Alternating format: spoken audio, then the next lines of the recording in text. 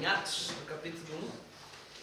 Eu quero compartilhar uma palavra com vocês. Deixa eu pegar esse aqui para não machucar tanto a garganta.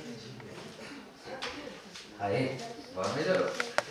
Será que alguém pode me dar um copo d'água, por gentileza? Não sei porquê, mas eu estou tão seguro, cara. Algo vai acontecer, amém? Amém. Deus mostra a glória dele para nós. É isso que nós queremos. Abra aí comigo Atos, capítulo 1. Nós vamos ler as Escrituras. Nós vamos ler a partir do versículo 4, versículo 5, obrigado. Nós vamos partir para o versículo 8.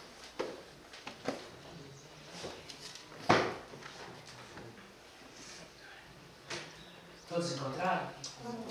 Atos capítulo 1, versículo 4, 5 e até o versículo 8. Diz assim: E comendo com eles, determinou-lhes que não se ausentassem de Jerusalém, mas que esperassem a promessa do Pai, ao qual disse ele: De mim ouvistes. Porque João, na verdade, batizou com água, mas vós sereis batizados com o Espírito Santo. E olha só que interessante. Isso vai demorar muito, tá? É isso que ele disse? Não muito depois desses dias. Agora vamos para o versículo 8. Mas recebereis poder ao descer sobre vós o Espírito Santo e sereis minhas testemunhas, tanto em Jerusalém como em toda a Judéia, Samaria e até os confins da terra. Senhor, nós queremos encomendar, Senhor, essa palavra nas tuas mãos. Que o nosso coração esteja aberto, que a nossa mente esteja receptiva, Deus. E que nós entendamos, Senhor, a responsabilidade disso. Senhor, que o Senhor possa usar, Deus, a minha vida, que não seja minhas impressões, minhas conclusões, Deus, mas que seja a sua palavra fluindo, Senhor, da sua boca ao coração dos seus filhos, Deus. Jesus nos disse que não é só de pão que vive o homem, mas também de toda a palavra que procede da boca de Deus. O que nós precisamos nessa manhã, Senhor, é uma palavra que venha da sua boca e que entre direto aos nossos corações, Pai. Fala conosco nessa manhã, nós te pedimos isso em nome de Jesus. Amém. Amém, meus queridos? Amém. Então, só para situar você dentro daquilo que está acontecendo aqui em Atos, capítulo 1, nós entendemos que esse texto de Atos, como muitos outros textos nas Escrituras, ele marca uma transição. Ele está encerrando um tempo e ele está abrindo portas para que um novo tempo se inicie. É isso que esse texto literalmente ele está se referindo. Toda a conversa de Jesus com seus discípulos, registrada nesse capítulo e especificamente nesses 3 versículos que nós lemos, ela está girando em torno de uma promessa. Amém? Está dando voltas em cima de uma palavra que foi liberada por Jesus. Eu disse para vocês no domingo passado que essa promessa diz respeito a todos aqueles diálogos íntimos que Jesus teve com seus discípulos e que foram registrados no Evangelho de João. Jesus se encontra diversas vezes na intimidade com seus discípulos e naquele momento de intimidade ele começa a abrir seu coração, ele começa a liberar palavras sobre o seu povo e ele diz muitas coisas a respeito da vinda do Espírito Santo. Se você for ler João, capítulo 14, capítulo 16, você vai ter vários vislumbres dessas conversas íntimas e das promessas que foram liberadas por Jesus aos seus discípulos. E aqui, nesse exato momento, Jesus está dizendo que aquilo que ele disse na intimidade, que ele tinha prometido aos seus discípulos, isso então está prestes a se cumprir.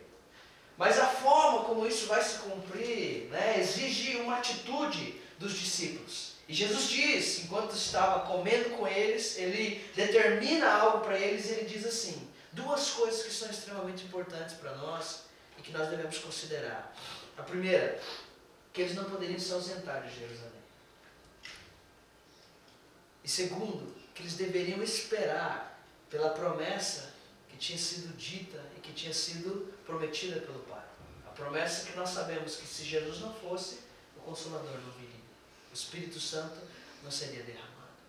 Existem duas coisas aqui que são extremamente importantes e que são cruciais para nós, se nós queremos viver alguma coisa dentro daquilo que Deus tem para nós. Quando eu olho para esse texto, gente, eu consigo perceber que muitas coisas hoje, na nossa realidade, elas não estão acontecendo por esses dois fatores serem negligenciados. Primeiro, talvez nós estamos nos ausentando de Jerusalém, e o fato de nos ausentarmos de Jerusalém torna inviável o cumprimento da promessa. Ou talvez mesmo permanecendo em Jerusalém, nós não estamos esperando da maneira correta, o que também inviabiliza Deus de cumprir para conosco a promessa que um dia foi liberada sobre nós. Essas duas coisas, o permanecer em Jerusalém e o esperar pela maneira correta, pela promessa, elas têm que estar juntas. Agora, o que seria esse Jerusalém? Né? Ele diz assim, não se ausentem de Jerusalém. O que Jesus estava querendo dizer com não se ausentar de Jerusalém, mas esperar a promessa do Pai, a qual disse ele e que de mim eles tinham ouvido. Jerusalém, gente, representa a região das nossas particularidades. Jerusalém é o lugar onde nós nos encontramos conectados com Deus e com os seus propósitos. Quando Jesus está dizendo para os discípulos não se ausentem de Jerusalém, não simplesmente somente ele está dizendo vocês não devem se afastar geograficamente dessa região, mas ele está dizendo assim, gente, vocês precisam estar vinculados aos planos e aos propósitos do Senhor. Há inúmeras profecias que tratam a respeito da perspectiva de Jerusalém e como Jerusalém abençoaria as nações. Uma delas diz que de Sião sairia a lei. Ou seja, a palavra deveria sair desde a perspectiva de Jerusalém e deveria alcançar todas as nações, deveria alcançar toda a terra. Então, estar em Jerusalém significava estar conectado com Deus, estar conectado aos seus planos, estar conectados aos seus propósitos. Era extremamente importante para os discípulos não se ausentarem dessa realidade. E agora deixa eu te fazer uma pergunta. Quantas vezes nós nos ausentamos dessa realidade? Quantas vezes nós nos desvinculamos dos planos e dos propósitos que Deus tem para nós, pensando que indiferente do lugar onde nós estamos, ou da situação em qual nós nos encontramos, Deus, Ele é Deus e por ser Deus Ele vai ter que cumprir a sua promessa. Quantas vezes nós nos encontramos em situações semelhantes a essa? Deus dizendo, olha, você precisa aprender a viver por princípios dentro da realidade do meu propósito, mas nós resolvemos negligenciar essas duas coisas e assim nós nos ausentamos de Jerusalém. Então, alguns dias depois, nós entramos na presença de Deus e começamos a reclamar que Deus faça algo por nós, quando na verdade, infelizmente, Deus não pode fazer mais nada. Por quê? Porque nós não estamos no lugar correto. Quando Moisés pede para que Deus lhe mostre a sua glória, como João estava expressando para nós, Deus diz algo extremamente específico para ele. E diz que ele deveria se posicionar na fenda da rocha. Meus queridos, se Moisés não estivesse posicionado no lugar correto, quando Deus passasse, ele tinha morrido. Ele não ia ver só a glória de Deus, ele ia ver muito mais coisa no céu. Estar no lugar correto é extremamente necessário para que os planos e os propósitos de Deus se cumpram para nós. Todas as vezes que nós desconsideramos o lugar, meu querido, independente de onde eu for, independente de onde eu estiver, Deus é Deus e vai cumprir. Por muito tempo eu caminhei nessa perspectiva. E em muitos aspectos da nossa vida isso pode ser realidade. Mas para propósitos específicos nós temos que ser direcionados por Deus, ouvirmos a voz de Deus e nos posicionarmos no lugar correto. Jesus está dizendo para os seus discípulos, meus queridos, não saiam de Jerusalém, mas esperem a promessa. Agora, mesmo estando dentro dessa realidade dos planos e dos propósitos que é comunicada para nós através da ideia de Jerusalém, os discípulos poderiam permanecer naquela região geográfica, mas totalmente desconectados da presença de Deus. Então Jesus diz, não se ausentem de Jerusalém, mas esperem a promessa que foi dita pelo Pai. Se você for olhar para as Escrituras, todas as vezes que Deus mandou alguém esperar por algo, Deus nunca mandou alguém esperar por algo vinculado à passividade. Deus é soberano, amém? Amém. Ele faz o que Ele quer, amém? Deus é Deus, né? E é só algo para trazer uma ilustração, né? Não que eu, de certa forma, acredite piamente nisso, mas quando Lutero ia defender a ideia da predestinação, de que alguns foram predestinados para o céu e outros foram predestinados, né, para outro lugar, quando ele ia defender a doutrina da predestinação, sabe o que ele dizia? Meus queridos, deixem Deus ser Deus. Deixe Deus ser Deus. Deus sabe o que faz, Deus faz o que quer. E tudo o que Ele faz está vinculado ao seu caráter justo e ao seu caráter santo. Então, independente do que aconteça conosco, o que Deus faz é bom, perfeito e agradável. Amém? Amém. Agora, deixe Deus, então, ser Deus. Mas muitas vezes, pensando nisso, nós nos vinculamos à passividade. E nós nos tornamos pessoas passivas. Nós cruzamos os nossos braços e dizemos, bom, se Deus é soberano e nada pode escapar das suas mãos, a única coisa que eu posso fazer é sentar nesse banquinho gostoso, né, nesse domingo pela manhã, e esperar então que Deus cumpra aquilo que um dia Ele disse que faria ao meu respeito. Mas estudando as Escrituras, você nunca vai ver a passividade vinculada à questão da espera. O texto de Isaías diz que aqueles que esperam no Senhor, o que acontece com eles? Eles o quê? Renovam as suas forças. E eles fazem mais o quê? Correm. Não vai falar que eles correm como águia, né? Eles correm, não se cansam e eles voam com asas de águia. O salmista no Salmo 40 diz assim, eu esperei confiadamente, ou seja, cheio de confiança, crendo no mais íntimo do meu coração que Deus manifestaria e faria aquilo que Ele disse. E o Senhor se inclinou para mim. Ou seja, você vê nos homens que esperaram nas Escrituras nunca uma atitude passiva. E a forma como esses queridos aqui no livro de Atos esperaram por essa promessa é uma das formas mais preciosas de se esperar algo em Deus. Dá uma olhada no versículo 14 do capítulo 1 de Atos. E veja como eles esperaram aquilo que um dia Deus tinha dito que manifestaria na vida deles. Atos capítulo 1, versículo 14 diz, e todos estes perseveravam unânimes em oração, com as mulheres, com Maria, mãe de Jesus e com os irmãos deles.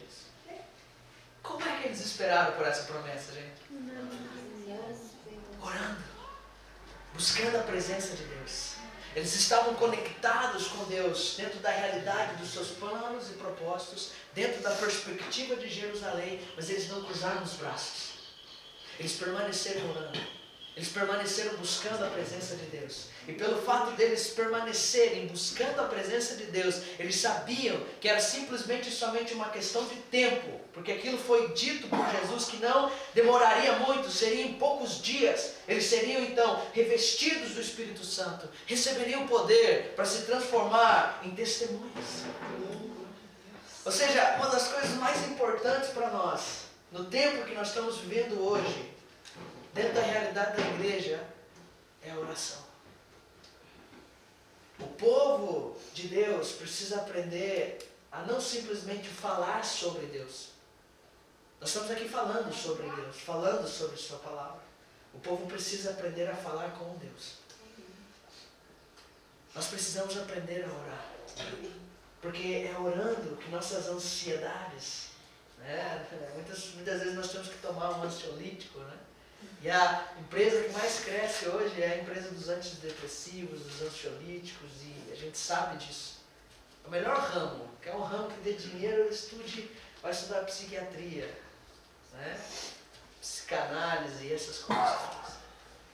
Mas a grande questão é que nós encontramos na oração um comprimido, uma pílula que ameniza a nossa ansiedade e que nos faz estar no centro da vontade de Deus, sabendo aquilo que acontecerá ao nosso redor, porque Ele diz que Ele não fará coisa alguma sem antes revelar aos seus servos, sem antes revelar aos seus profetas. E é tão precioso viver dentro dessa perspectiva, meus queridos. E essa era a perspectiva que esses amados dentro desse texto viviam. Agora, por que eles viviam dentro dessa perspectiva?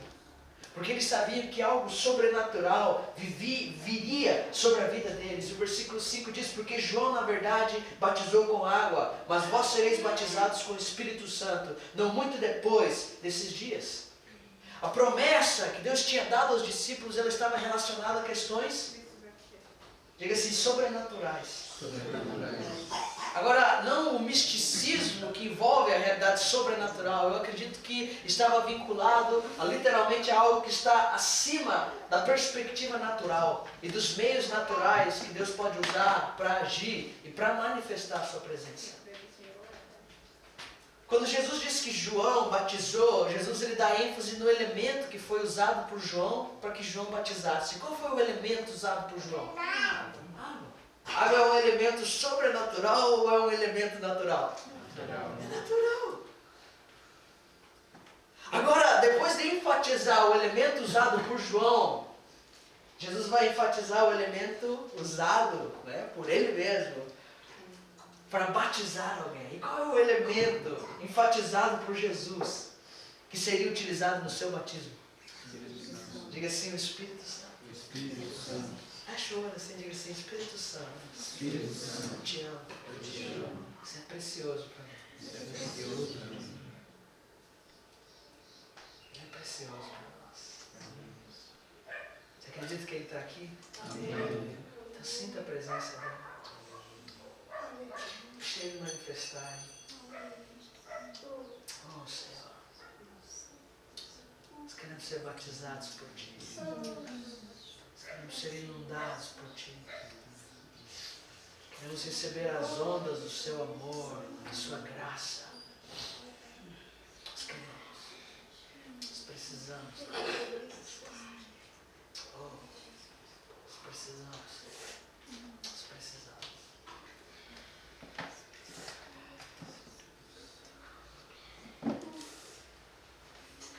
Aleluia. A promessa que Jesus utiliza aqui, ela está extremamente relacionada a essas questões sobrenaturais. João batiza com água, um elemento natural, mas nós seríamos batizados com o Espírito Santo, algo que transcende a realidade natural. Nós vamos receber do Pai um batismo sobrenatural. Eu acredito que esse batismo sobrenatural, ele vai nos levar a uma perspectiva diferente. E quando eu me refiro a esse batismo sobrenatural, não necessariamente eu estou me referindo a uma experiência pentecostal. Eu estou me referindo a um revestimento do Espírito. Não de um momento, não de um culto, não de um fogo que desce no meio de uma reunião, mas algo que nos segue, mas algo que nos persegue quando nós saímos daqui. Algo que está tão evidente nas nossas vidas que quando nós vamos pagar a conta do mercado, do caixa, a pessoa olha para nós e fica impactada e diz, existe algo diferente em você. Sabe, não é algo que simplesmente arrepia o pelo do meu braço aqui e me deixa extremamente extasiado, empolgado na presença de Deus, mas algo que me faz sair por aquele portão, pegar o meu frango assado lá em cima e impactar a vida daquele cara que passou a manhã inteira assando aquele frango. É algo que me acompanha, é algo que está comigo, não é algo momentâneo, não é algo passageiro, não é algo que vem da minha emoção, mas é algo que está comigo no meu dia a dia. É uma manifestação visível, contínua do Espírito Santo em mim e através de mim. Amém ou não? Amém. É isso que nós queremos. Queremos que Ele se manifeste por onde nós passamos. Queremos estar sensíveis para ouvir Sua voz. Queremos orar pelas pessoas nas ruas, mas com muita sensibilidade. Queremos olhar para aquele que está aflito, nos enchermos de compaixão e sermos direcionados pelo Espírito a tomarmos uma atitude em relação à situação na qual aquela pessoa se encontra. Gente, viver ou fazer a obra de Deus sem Deus é loucura. E é isso que Jesus está tentando dizer para os seus discípulos. Jesus ele disse que os mandamentos dele não são penosos, não são pesarosos, não são complicados de se viver ou de se levar. E muitas pessoas dizem, não, eu não posso aceitar Jesus porque é muito complicado, eu não vou ter condições de manter, de continuar. Em certo sentido eu concordo com essas pessoas, porque eu também não conseguiria ficar 3 dias sem comer e depois ter que puxar o dia inteiro pesadão, trabalhando como servente de pedreiro. Quem é que conseguiria? Você fica 3 dias sem comer, e depois eu arrumo um dia inteiro para você numa obra, puxar massa, bater massa o dia inteiro. Alguém aqui teria condições? Agora, se você se alimentar bem, dormir bem, descansar bem, e for desafiado a isso, alguns talvez nem assim consigam, né? Mas se você dormir bem, comer bem, descansar bem, e for desafiado a isso, você dá conta um dia ou não? Claro que você dá conta um dia. Porque você está alimentado, você está preparado, você descansou. E eu vejo que essa é uma analogia perfeita para a nossa vida cristã. Porque muitas vezes nós queremos vivenciar aquilo que Deus tem para nós sem o alimento certo, sem o descanso nele correto. E infelizmente, algo que não deve ser penoso se transforma em algo extremamente trabalhoso, se transforma em algo extremamente pesado e se transforma em algo que infelizmente não tem condições nenhuma de gerar um fruto que reproduza a glória, a honra e a majestade de Deus. Meus queridos, eu quero desafiar você nessa manhã a deixar de viver numa perspectiva natural. A deixar, sabe, parar de pôr a culpa no diabo em tudo. A parar de achar que, foi o diabo, sabe, parar com isso. Parar de achar que tudo também é contingência, não, a vida é assim. Mas se posicionar em Deus.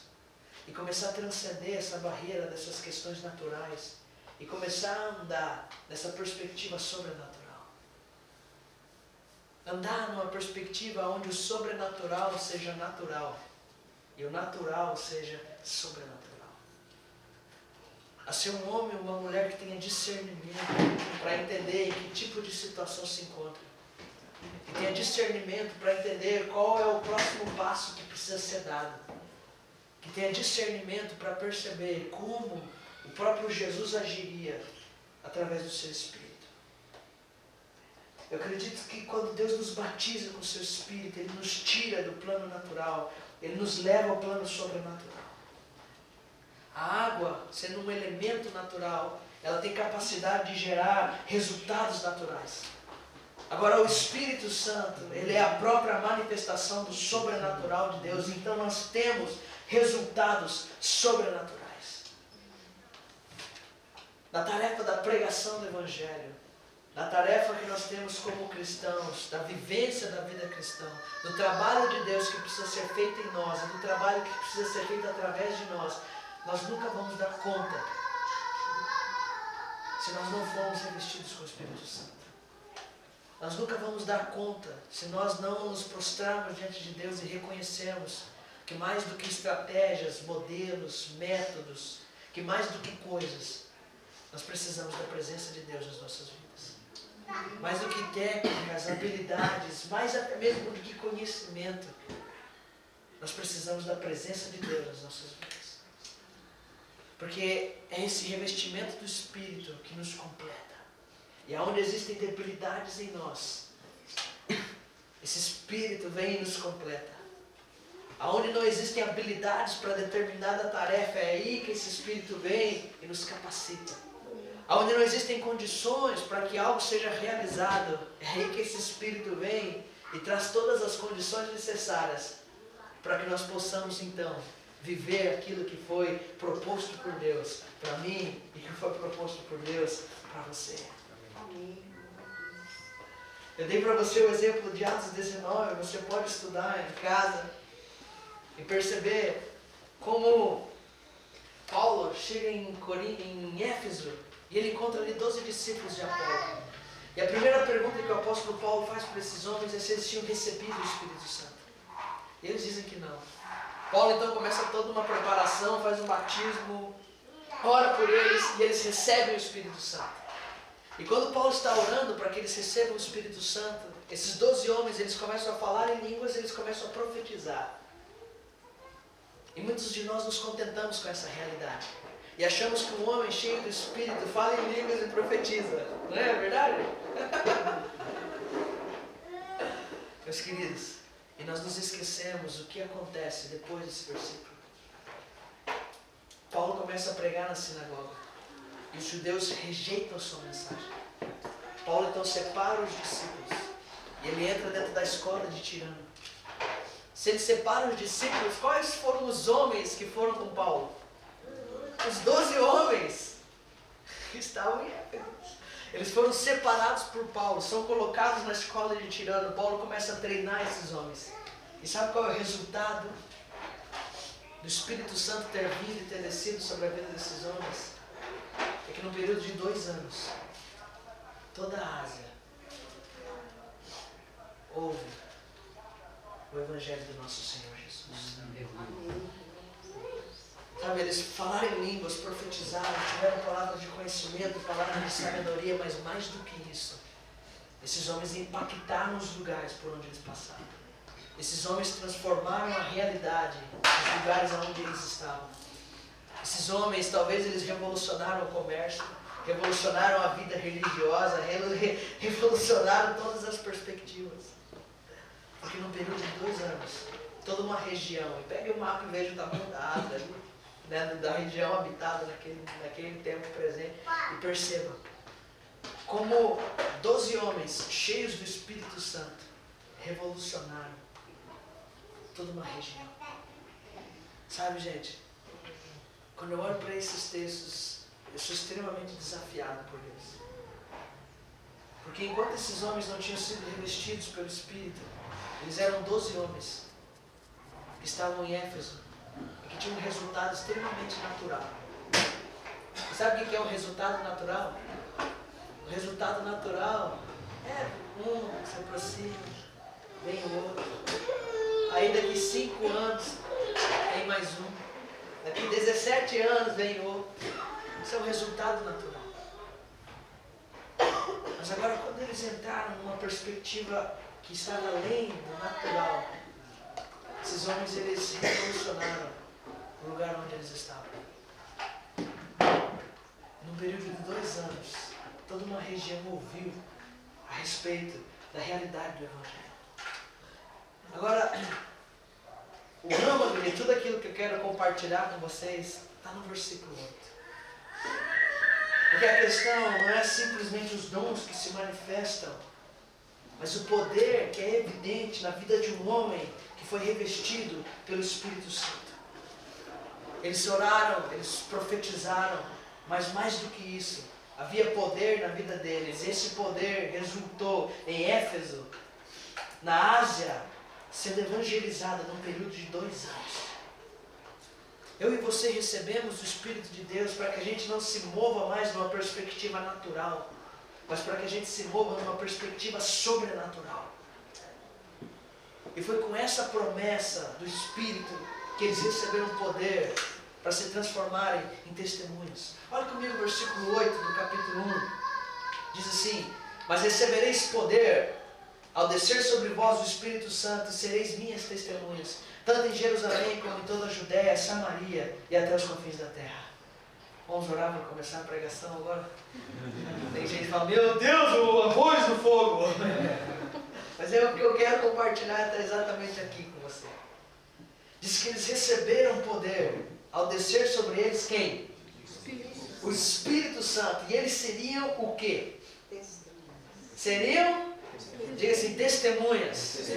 Eles seriam testemunhas. Ou seja, nós recebemos poder ao descer sobre nós o Espírito Santo e nós nos transformamos em testemunhas. Agora, é importante saber, meus queridos, que poder é esse que nós recebemos quando o Espírito Santo desce sobre nós. A palavra poder, né, ela tem diversos significados que são extremamente interessantes para nós. Um dos significados dessa palavra poder é eficácia. Quantos aqui gostariam de receber eficiência, eficácia na tarefa de serem testemunhas. Eu, cara, gostaria muito de ser eficiente na minha tarefa. Você não gostaria? Né? De ser extremamente habilidoso e eficiente naquilo que você tem que realizar para Deus. Sabe, não se trata do tempo que você emprega para fazer algo para Deus, mas no tanto que você pode produzir num curto espaço de tempo. Muitas pessoas dizem assim, poxa, eu não tenho tempo. A questão não é o quanto de tempo você tem, mas o quanto de eficácia há na sua vida para desenvolver o maior número de coisas possível no menor número de tempo possível. Esse é o desafio que nós vivemos hoje. E eu acredito que nós só podemos transpor essa barreira através daquilo que o Espírito Santo tem para nós. Não se trata de quanto tempo eu tenho ou de quanto tempo eu não tenho. Se trata de quanto de Deus há em mim. Porque, meu amigo, o Espírito se manifestando em mim, muitas coisas são diferentes. Porque daí tempos que são empregados a coisas que estão na trivialidade, na futilidade da vida, eles são descartados, deixados de lado, e nós começamos a investir tempo naquilo que realmente importa. Aquilo que o Eclesiastes chamaria de que é pão, de que mataria a fome e que sustentaria os homens. O primeiro significado é eficácia. O segundo é força. Uma outra questão que precisa ser levantada na igreja nesses últimos dias é a questão do desânimo. Porque quando você anima o Diego, a Ivani desanimou. Aí quando você anima a Ivani, o Diego está desanimado. Aí quando você anima o Diego, a Ivani desanimou. E o pastor fica nessa função. Meio que animador de torcida, sabe? Aquelas meninas que os teus pompom assim. E ele fica na vida das pessoas fazendo esse tipo de tarefa. E quando ele consegue animar um, automaticamente o outro já desanimou. E ele vai investir no outro, aquele ali desanimou. Mas agora há algo que o Espírito Santo traz sobre nós, que se chama força, que se chama ânimo. A palavra entusiasmo, no grego, é a palavra enteos. Ou seja, é Deus dentro de nós. O homem entusiasmado, ele tem quem dentro dele? Deus. Ele tem Deus dentro dele. Qual é a forma que Deus vem habitar em nós? É através do seu Espírito. O Espírito de Deus habita no homem que está extremamente animado. Se o homem entusiasmado, animado, é um homem cujo qual Deus habita nele, o que seria um homem desanimado? Um homem desanimado seria um homem ausente de Deus. Um homem que se esqueceu que um dia Jesus disse, meus queridos, no mundo vocês vão ter aflições, mas vocês têm que ter bom ânimo. O bom ânimo depende de quem? Diga assim, de mim. Jesus disse, vocês vão ter aflições, essas preocupações, essas aflições, todas essas coisas vão gerar em vocês desânimo. Mas quando vocês estiverem desanimados, sabe o que vocês precisam fazer? Ter bom ânimo. Jesus foi bem, né? Obrigado, Jesus. Eu achei que ia descer um anjo, me dar uma labareda de fogo e eu ficar animado, aleluia. Mas não, ele falou, você mesmo vai encontrar em você o seu ânimo. Portanto, tenha bom ânimo. E eu entendo que o Espírito Santo é o único que pode trazer a força necessária para que nós tenhamos bom ânimo.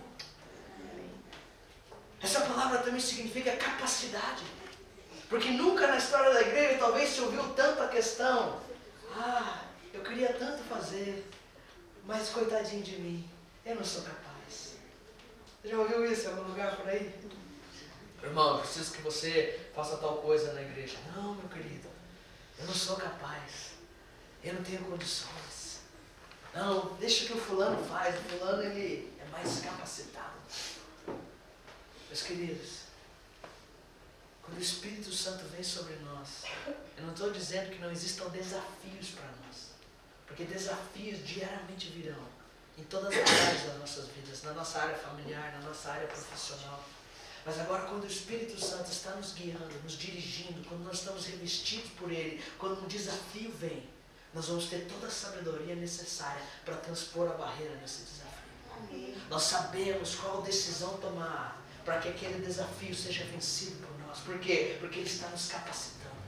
Porque toda a capacidade que nós precisamos, toda a sabedoria que nós precisamos, todo o conhecimento que nós precisamos, Ele está extremamente disposto a entregar para mim e a entregar para você. Não, você não acreditou nisso.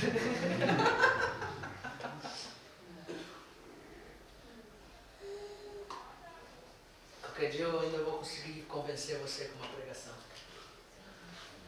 Amém? Amém. Amém? Como é verdade? Agora, entendendo o significado desse poder, a eficácia, a força, a capacidade, nós temos que entender que não é simplesmente somente uma questão mística. Todas essas coisas, elas estão envolvidas quando nós falamos a respeito do poder de Deus. Por muito tempo, na perspectiva da igreja, nós temos ouvido falar do poder de Deus. Eu tenho certeza que você, pelo menos uma vez por semana, ouve falar no poder de Deus, não é verdade? O poder de Deus, aleluia, o poder de Deus, receba o poder de Deus, né? E você abre no YouTube uma pregação, está o cara falando do poder de Deus. Você vai na internet, no Facebook, está o cara citando John Bunyan, está o cara falando não sei o que, você fica, meu Deus. E a oração, poder, você fala, nossa. E aí quando você vem para a realidade, você sai desse mundo cibernético, você sai da rede social e você vem para a rede da realidade, para a prática da vida, você percebe que o poder não está em evidência. Nós falamos muito desse poder, mas nós não vemos os frutos dele. Porque mais e mais nós vemos pessoas que de certa forma estão sendo vencidas pelo desânimo, estão sendo vencidas pelo cansaço, estão dando desculpas porque não são capazes, estão perdendo o foco, estão olhando para as outras coisas. Por quê? Porque de certa forma não estão entendendo os frutos que esse poder pode trazer para nós. Fica na paz, meu irmão. Gente, a questão não é simplesmente somente as sensações que isso pode produzir em nós. Está me entendendo essa manhã? Amém. Eu podia pregar essa mensagem aqui bem louco, gritando, né? Eu seria até mais animado, né? Mas eu não quero fazer isso, cara. Porque não são sensações. Não é eloquência. Não são um número maior de palavras sendo dito num menor espaço de tempo. São frutos. É sermos capazes. É sermos capacitados. É sermos tocados pelo Espírito. É vivenciarmos uma realidade diferente. Quando nós somos imersos no Espírito Santo, nós recebemos os frutos dessa imersão. Nós vemos que o Espírito Santo ele não vem para simplesmente, e isso é extremamente importante, porque quem ora em línguas edifica a si mesmo, mas ele não vem apenas para que nós oremos em línguas, mas ele vem para que eu e você tenha eficácia, para que eu e você tenhamos força, para que eu e você sejamos capacitados e para que eu e você tenhamos poder na tarefa que Deus nos deu, que é sermos testemunhas. Amém. Mas recebereis poder ao descer sobre vós o Espírito Santo. Vocês serão o quê, meus queridos? Testemunhas. Agora, o poder, né? Tem um cara que eu gosto muito, não gosto da teologia dele, mas eu gosto de alguns livros que ele escreveu. E ele diz assim, que o poder que nós recebemos não é simplesmente o poder para operarmos dons espirituais, ou para entrarmos em ambientes espirituais, no sentido de que eu libero uma palavra para você, você libera uma palavra para mim, e a gente se arrepia e Deus desce aquela coisa gostosa que nós amamos. Mas o poder que nós recebemos, além de tudo isso, e que é evidente no texto que nós lemos, que eu falei para vocês de Atos 19, é o poder de fixar impressões salvadoras na mente dos homens. E foi isso que aconteceu em Pentecostes. Depois do Espírito Santo descer, eles falarem em outras línguas, serem revestidos pelo poder de Deus, sabe o que aconteceu? Pedro se levanta para pregar. E numa única pregação, 3.000 homens são atravessados pela palavra de um homem que estava em oração e se levanta revestido do Espírito para pregar. E sabe qual é a coisa mais interessante? É que não foi algo de momento, eles aceitaram Jesus e depois de um tempo abandonaram a fé. Depois a igreja dá testemunho deles, dizendo que aquela multidão que aceitou Jesus através da palavra pregada por um homem revestido do Espírito Santo, diz a respeito deles que eles perseveravam na doutrina dos apóstolos, na comunhão, no partir do pão e nas orações, trazendo a evidência de que a igreja estava crescendo dentro de uma perspectiva saudável. Meus queridos, se nós queremos ver algo diferente, nós precisamos ter esse nível de vida e esse nível de entrega e de relacionamento com o Espírito Santo. E isso só se alcança através de oração. Me desculpe, mas se nós não oramos, nós nunca vamos ver isso. Por mais que nós tenhamos a melhor estratégia, por mais que nós tenhamos muito conhecimento, por mais, cara, que a gente tenha vários diplomas. Sabe, eu entreguei agora o meu TCC, cara, o 3º seminário bíblico. E diante de Deus, cara, isso é lixo. É lixo. Porque se o Espírito Santo não está conosco, se Ele não está nos revestindo, nós nunca vamos nos levantar com ousadia para pregar. Nós nunca vamos pregar uma mensagem que fira o coração das pessoas. E nós nunca vamos ver uma conversão genuína, uma conversão sincera. Gente, eu não quero mais brincar dentro de algumas realidades com Deus. Eu quero ver Deus nos usando para a sua honra e para a sua glória, amém? Eu quero ver isso acontecendo, gente. Eu quero ver. É o meu desejo. Eu tenho orado por isso. Agora isso só vai acontecer quando eu e você nos colocarmos, meus queridos, na fenda da rocha. Compra o livro do Paulo. Só vai acontecer aí, cara. Tem que quebrar esse negócio, porque eu não quero chorar também. Gente, esse é o poder. O poder de fixar impressões salvadoras na mente dos homens. Aqueles caras que ouviram a palavra pregada por Pedro disseram, ouvindo eles isso, disseram-lhe, o que faremos, irmãos? Não foi que legal, é só fazer a oração do pecador e pronto. Eles foram perfurados, eles caíram no chão, eles gritaram, sabe aquele do desespero? Foi isso que eles disseram. O que nós faremos? Aí Pedro se levanta e diz, cara, se arrependam, se arrependam, se arrependam, sejam batizados em nome do Senhor Jesus Cristo. E aqueles caras se arrependeram. Naquele dia quase 3.000 almas foram batizadas. E eles perseveravam na doutrina dos apóstolos, na comunhão, no partir do pão, nas orações. E o texto bíblico é claro em dizer que em cada alma, não diz que em alguns tinha temor, mas outros não. Você sabe que às vezes é um processo, a conversão é meio complicado, o homem é meio, mas a gente tem que... Não, em cada alma havia temor. Talvez não havia santidade em cada alma. Talvez não havia transformação em cada alma, mas havia algo que é o princípio de tudo, que é o temor. Temor. Porque quando o homem anda debaixo do temor, cara, ele está andando no lugar certo. Não é andar debaixo do medo de um Deus que é tirano, cruel, que se eu der uma mancada vai tirar um raio em mim. Não. É andar debaixo do temor, do respeito, da honra, entendendo que aonde eu estou, Deus, através do seu Espírito, Ele também está.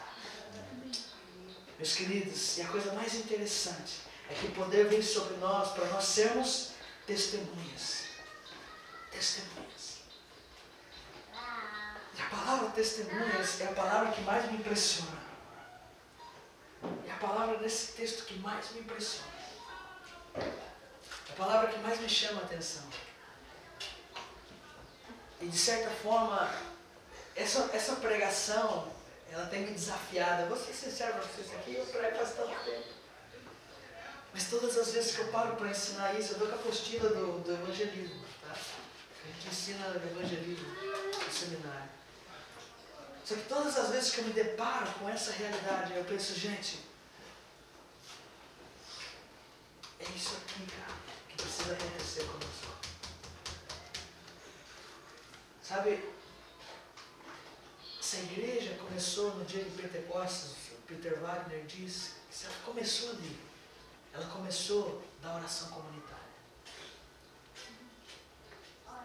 Foi da oração comunitária. Foi do povo em conjunto, em comunidade, orando e buscando a presença de Deus. Foi assim que a igreja nasceu.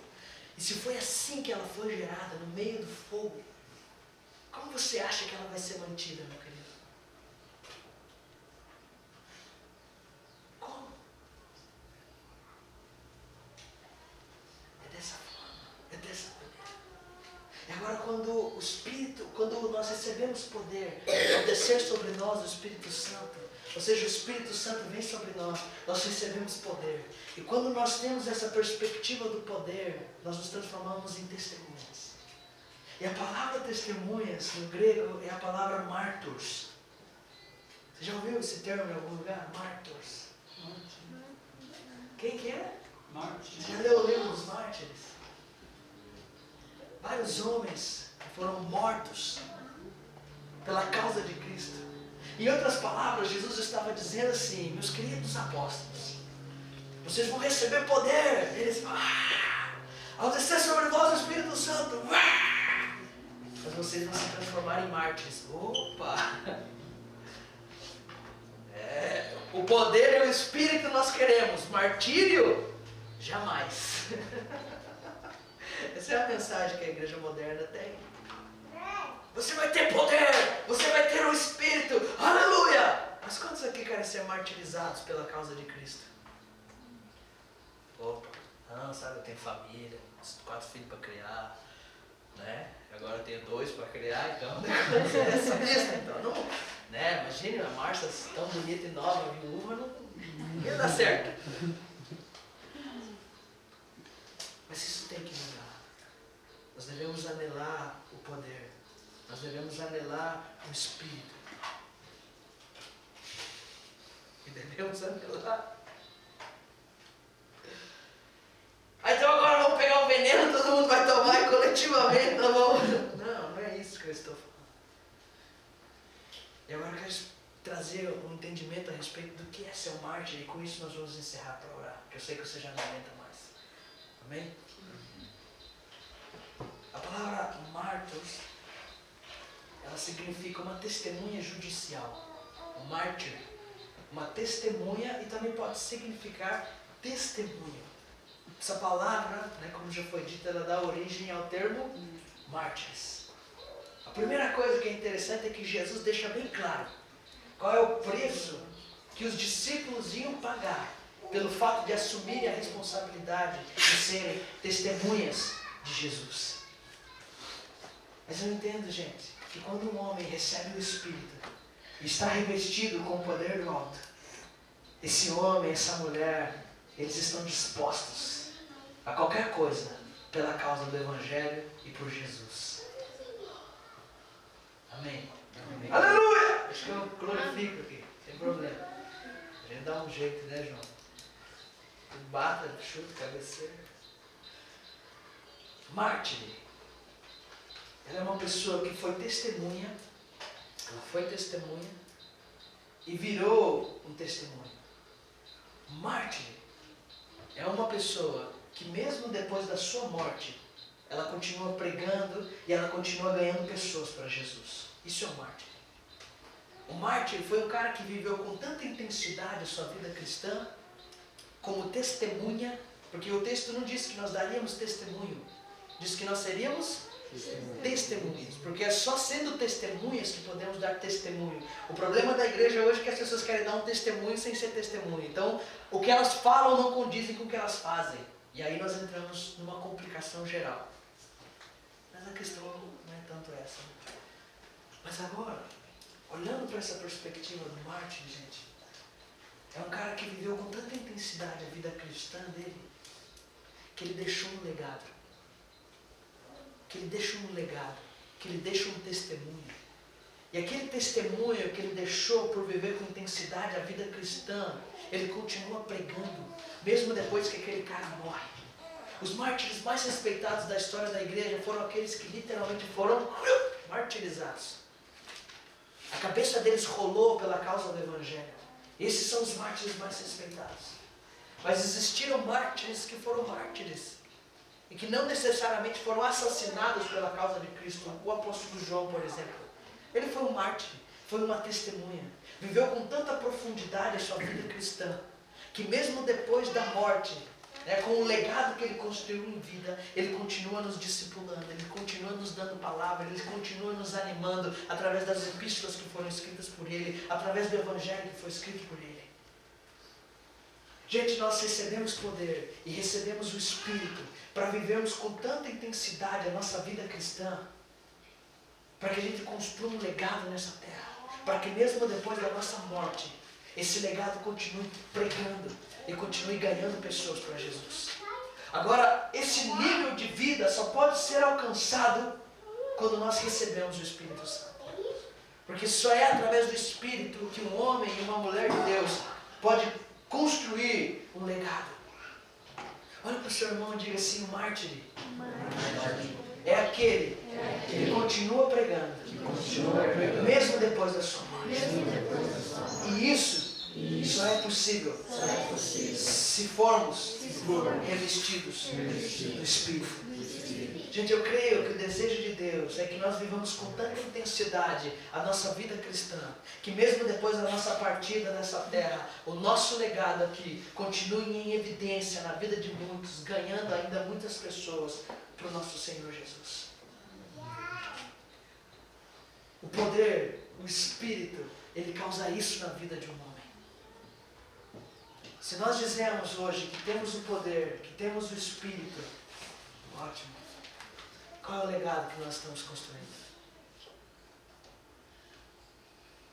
Qual é o legado que nós estamos construindo? Vamos plantar uma árvore, escrever o livro, o escreveu. Vamos plantar a árvore e ter o filho. Eu plantei umas 200 esse ano. Olha aí, glória a Deus. Gente, nós vamos receber o poder para descer sobre nós o Espírito. E nós seremos testemunhas. Agora, quanto de nós podemos pôr nessa jogada? Eles esperariam a promessa em Jerusalém, seriam batizados, mas aquele batismo, ele seria um fator determinante na vida deles e causaria um antes e um depois. E você conhece a história da igreja, você sabe o que aconteceu com cada apóstolo. Eles saberiam o preço que eles iriam pagar pelo fato de se envolverem com o Espírito Santo e com o poder de Deus. Agora, a pergunta que vale 1 milhão nessa manhã é essa: quanto de nós estamos dispostos a colocar nessa jogada? Gostaria que você